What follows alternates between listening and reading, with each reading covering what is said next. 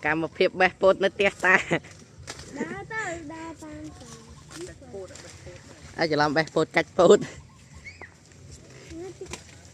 nhảy nhảy nè đi một nẹt bè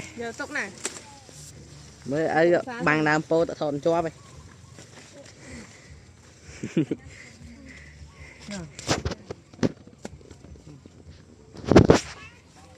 à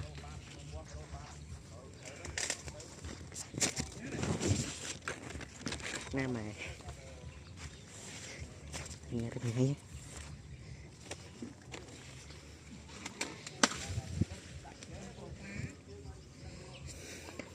semangat mak semangat no copot ya semangat tốt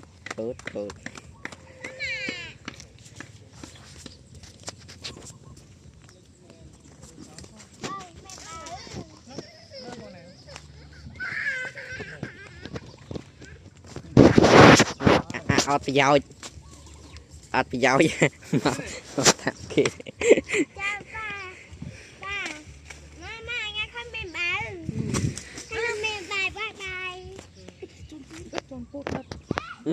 mai chọn thôi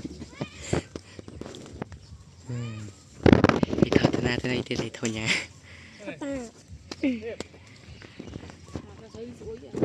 ta cũng 5 phút và ai có từ lô này hả 5 phút hả tôi sợ sợ ấy kì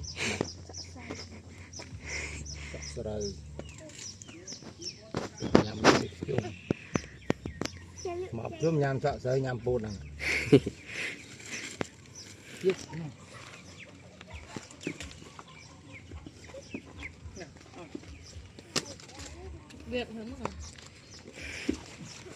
để bẹt bột